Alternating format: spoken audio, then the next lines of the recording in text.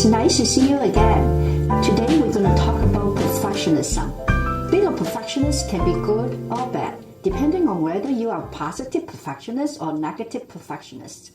A positive perfectionist not only set high goals for himself, he strives to do his best, enjoy the process along the way, he learns from his mistakes, and focuses on what he's doing right rather than what he's doing wrong.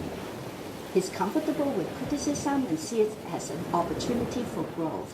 A positive perfectionist also helps individuals attain high-achieving, successful lives. While a negative perfectionist has many of the same characteristics, there are also many differences, including setting high goals but focusing so much on the end result that there's no joy in their life.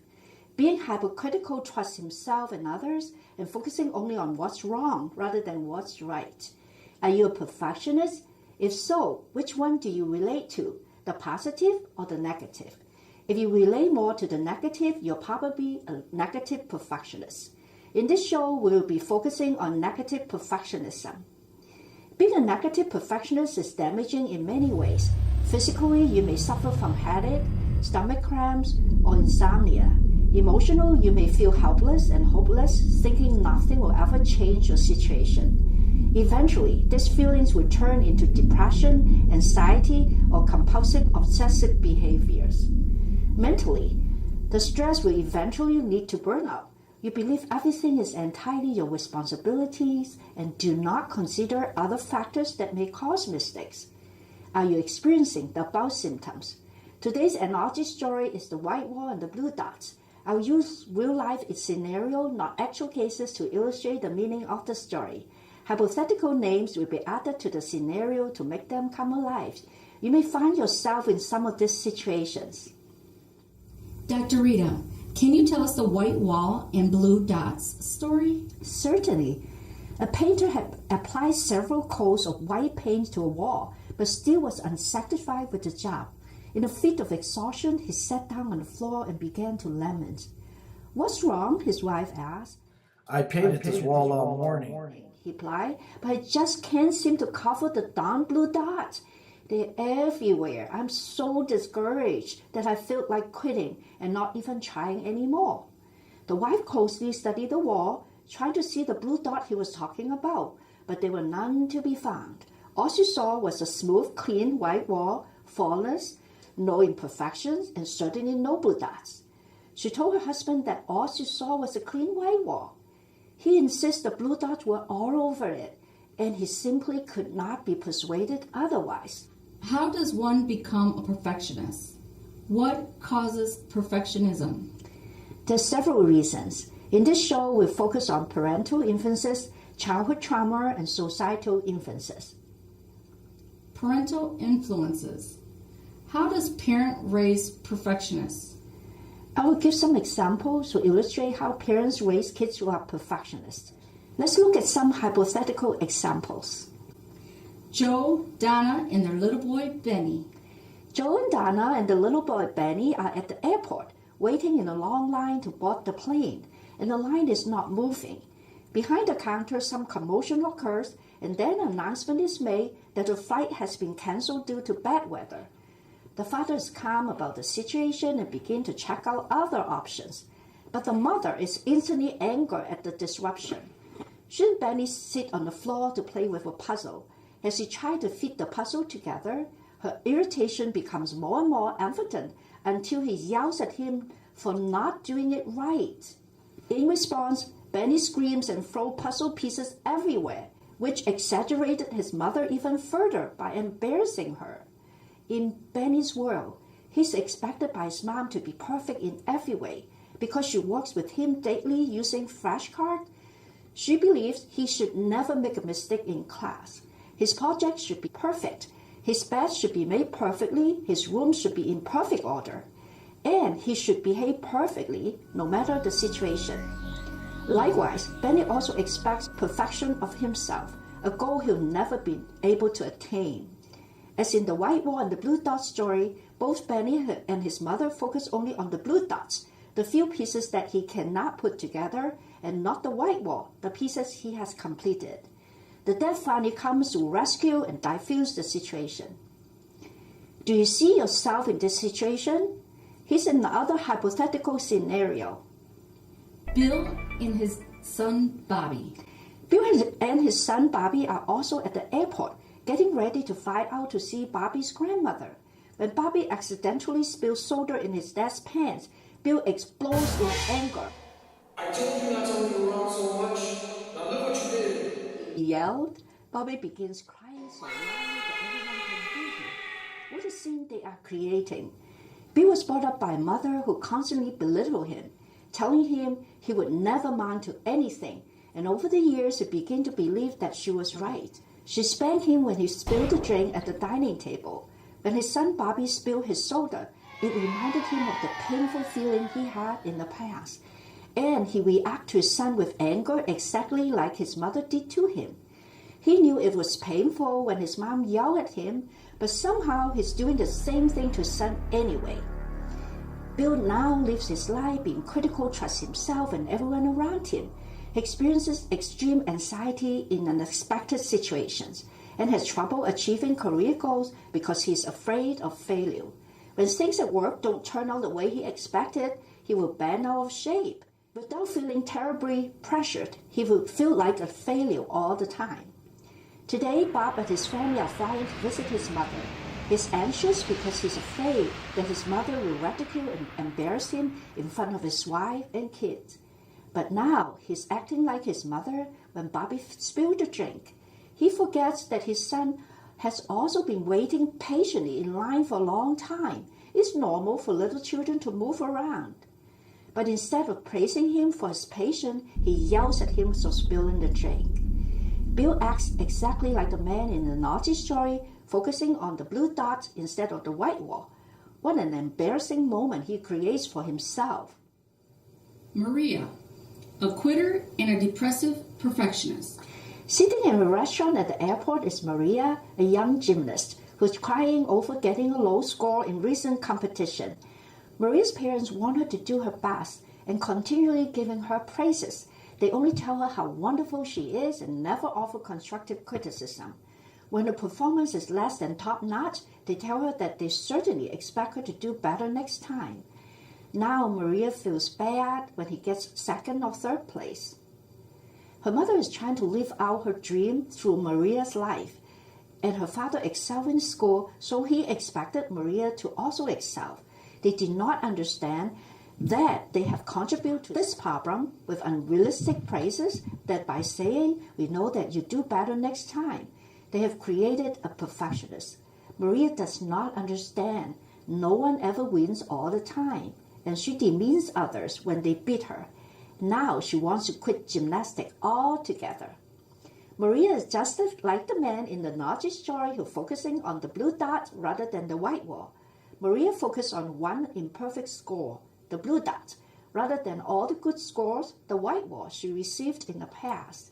This is sad because she focused so much on winning and being the best, and she forgets the fun of gymnastics. Here's another example. Don, a perfectionist that pissed people off. Don's on the phone with his secretary yelling at her to put the project on hold because there's so many things wrong with it. He and his team have worked very hard over 10 months, holding meetings for the perfect time to launch his idea. Everyone is excited and agrees it's time to get the project patented. Everyone, that is, except Don. He's very nitpicky and keeps finding little mistakes. Everyone's getting frustrated with him. But because he's the company's CEO, they cannot do anything about his decision. Don is a perfectionist who's super critical of himself and those on his team. He's intolerant of any mistakes. Instead of seeing a mistake as an opportunity to learn, he views it as a failure and feels that he, therefore, is a failure. Don was brought up in a home where achievement and performance were highly valued. His father is a well-known lawyer in the community, and his mother is a physician. Since his parents are high achievers, he felt pressure to live up to their expectations. He was successful academically throughout his high school and college years, and now his expectations for himself and others are sometimes so high that they cannot be reached. Don is exactly like the man in the naughty story who only focused on the negative side of his project, the blue dots, rather than the positive side of it, the white wall. I feel bad for Don. He focuses so much on reaching his high expectation and ends up hurting himself and others around him. So far, we have seen enough of perfectionists who become the way they are, partly because they're born like that, and partly related to the parental influences from childhood. Are you one of them? Can you identify with them? In addition to parental influences from childhood, some perfectionists become perfectionists due to childhood trauma. Childhood trauma.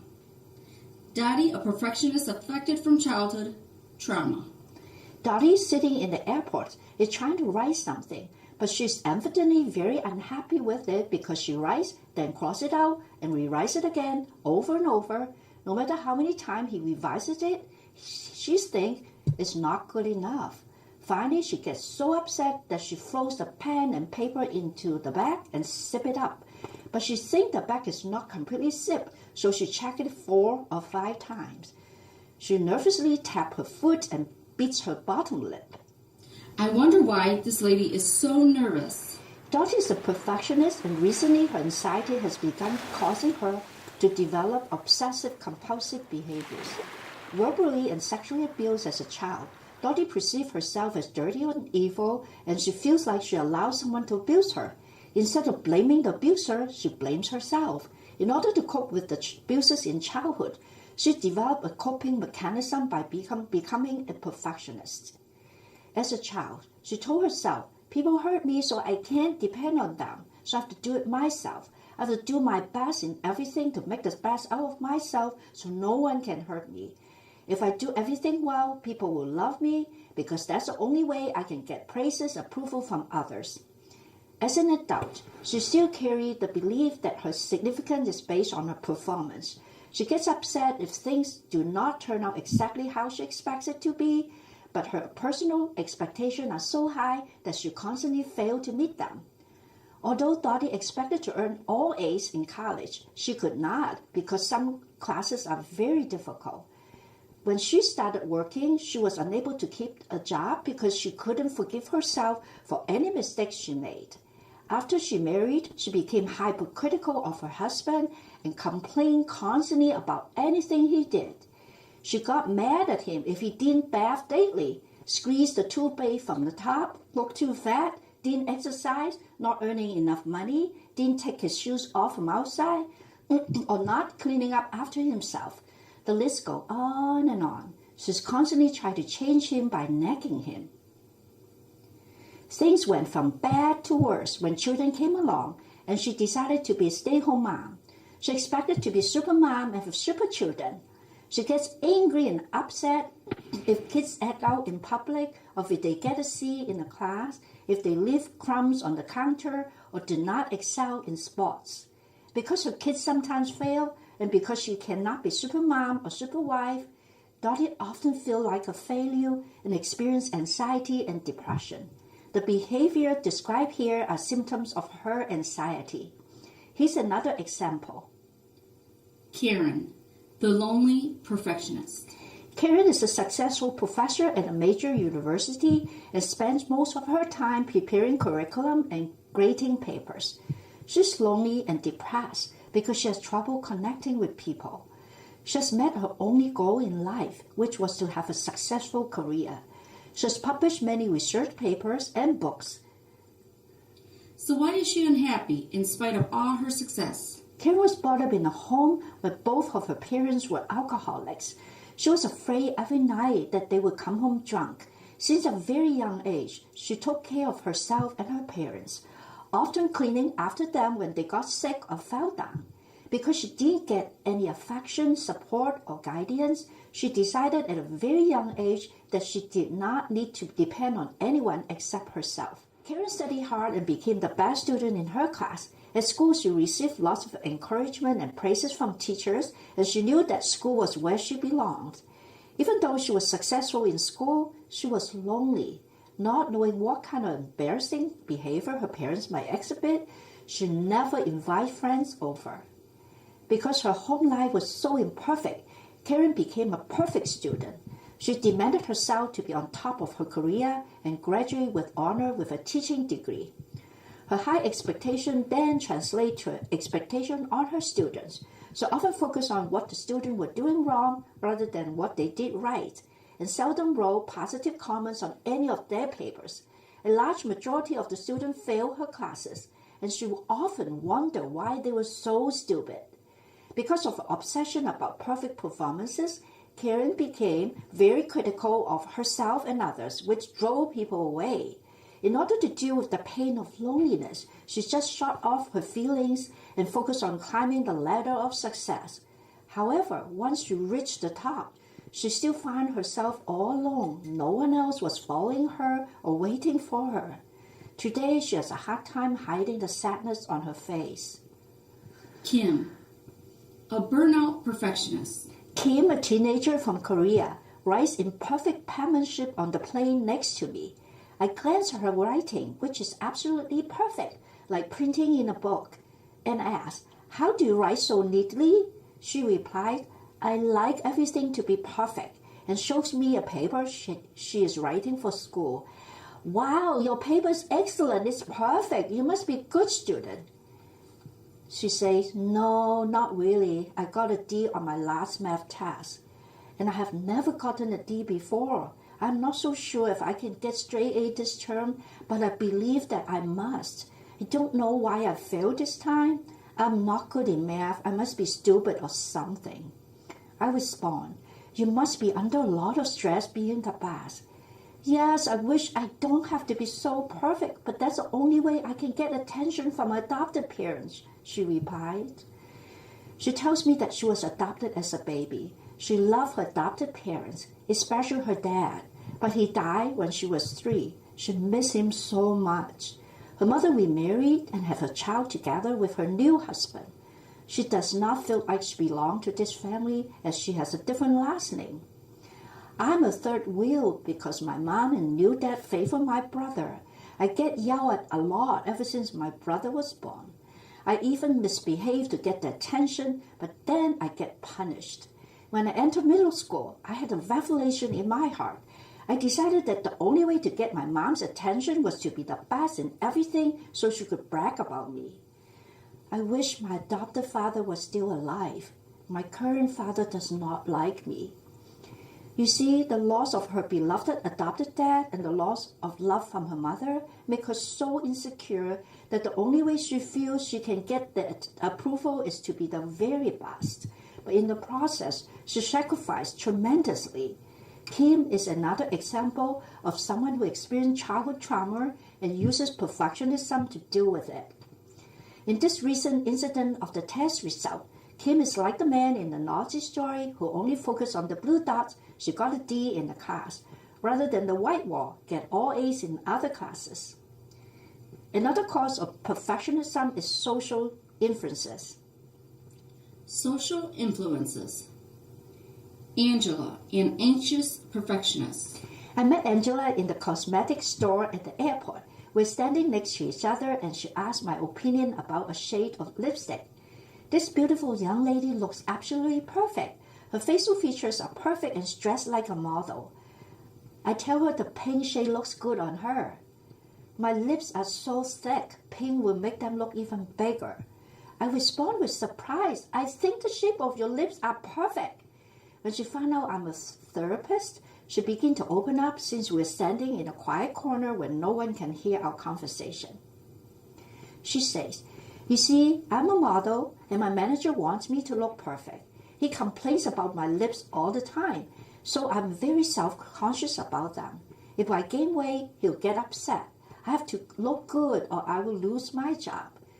When I ask what made her decide to be a model, she tells me her story.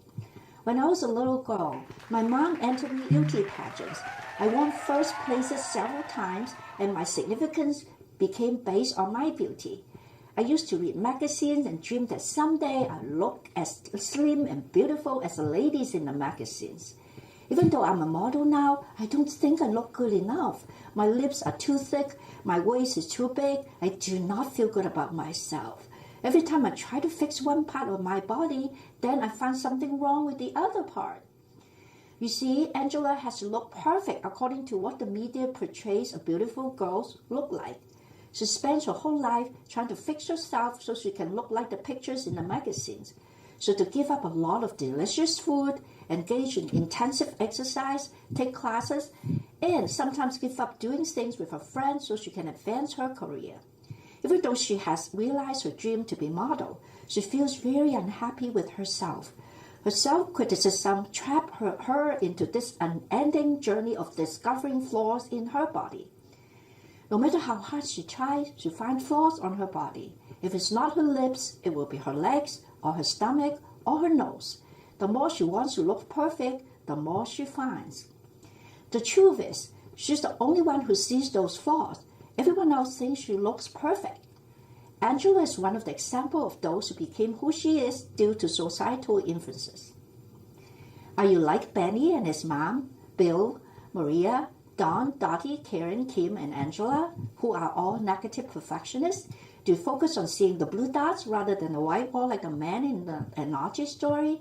By focusing on their mistake rather than the accomplishment, they see themselves as failure.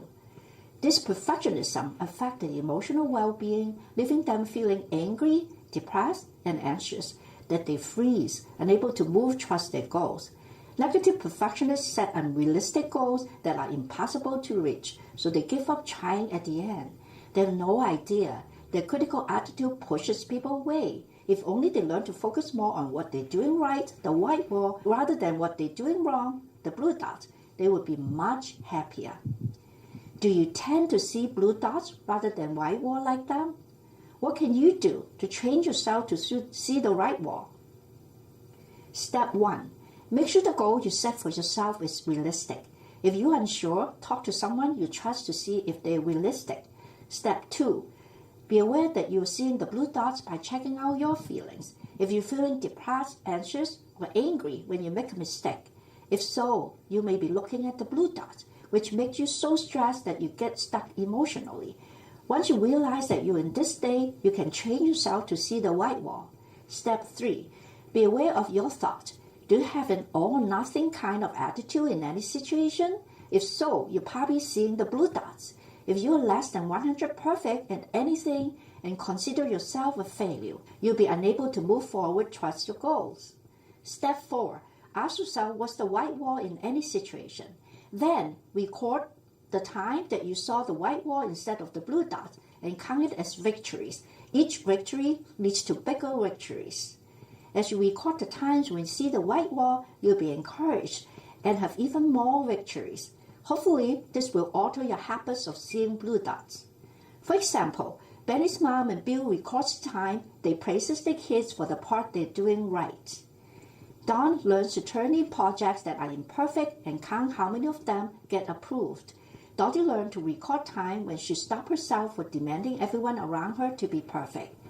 Benny's mom, Benny, Dawn, Dottie, Kim, Angela all struggle, but there's gold nugget in this bad situation. Something ignited their heart that they all recognize they need help. They each went through counseling to improve themselves by working through their childhood trauma, improve their parental skill, learn to accept mistakes as an opportunity to grow, learn to be less critical, trust themselves and others, and train themselves to look at what they're doing right, the white wall, rather than what they're doing wrong, the blue dots. Could it be you spend your whole life trying to control everything you do and everyone around you to feel secure? You try to plan everything perfectly. You make sure your kids perform perfectly, or you try to fix your spouse so he or she can be perfect. Unfortunately, no matter how much you want to take control of everything or everyone, there's still something you're not in control of. The part you're not in control of belongs to God. When you believe God is in control of everything, you're more likely to let go of your perfectionism. You only have to do the best on your part, The part you cannot do, allow God to do it for you. You probably would do a better job when you don't have to control everything because you can relax.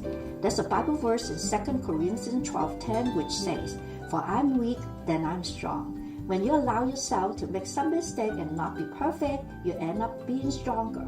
For you're not only becoming better by learning from mistakes, you're also learning to turn your weaknesses to God, and He will make you stronger by helping you to do what you can't do.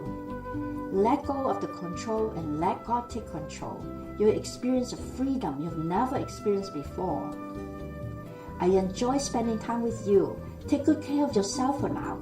Let go and let God. Surrender it all to Him regardless of the outcome. As long as you're holding on to it, God cannot act on your behalf. I will be praying for you to let it go and let God has it. I love to hear from you.